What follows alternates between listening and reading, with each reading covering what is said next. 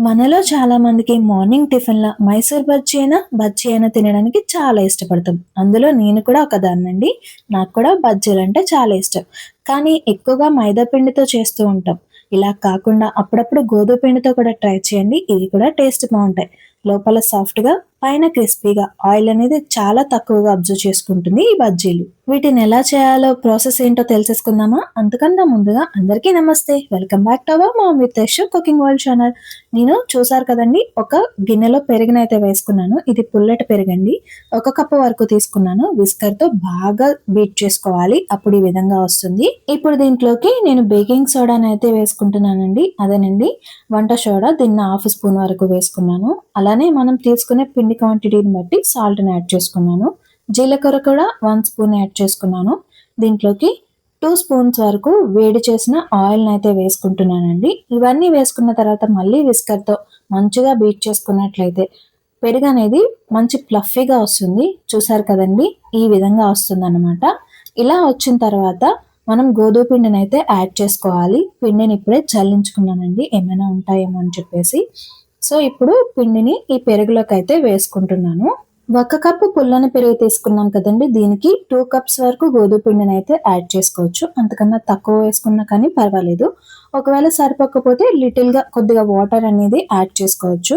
పిండిని వేసిన తర్వాత ఒకసారి అయితే బాగా కలుపుకున్నాను. విస్కర్‌తో అవ్వట్లేదని చెప్పేసి మళ్ళీ హ్యాండ్‌తో అయితే మంచిగా బీట్ చేసుకోవడం కోసం హ్యాండ్‌తో కలుపుకున్నానండి. చూసారు కదా! నేను కొద్దిగా వాటర్‌నైతే యాడ్ చేసుకుంటున్నాను. నాకు చాలా థిక్కీగా ఉన్నదని చెప్పేసి.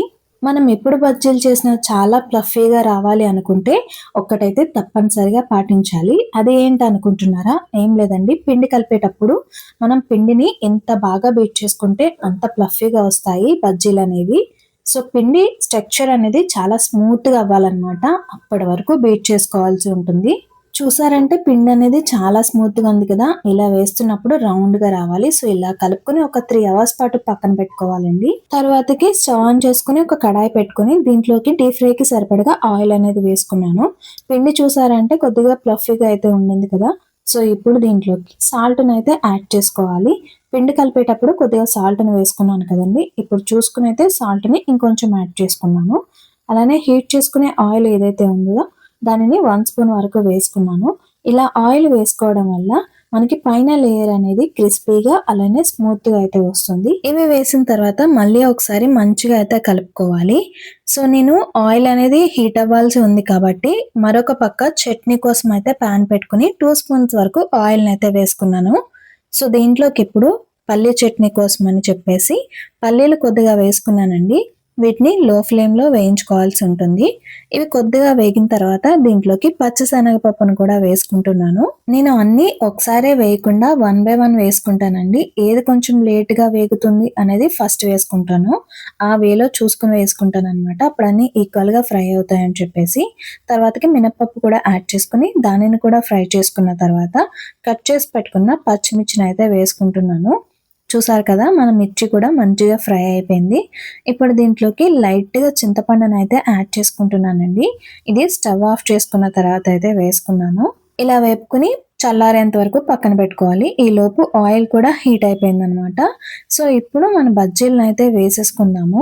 ఇంకొకటండి బజ్జీలు గానీ, బూరెలు గానీ ఇలాంటివి చేసేటప్పుడు ఇలా ఫ్లాట్‌గా ఉండేవి కాకుండా కొంచెం లోతుగా ఉండే కడాయిని పెట్టుకుంటే చాలా వస్తాయనమాట. సో, నా దగ్గర అది అవైలబుల్ లేదు. అందుకనే నేను దీంట్లో ఫ్రై చేసుకుంటున్నాను.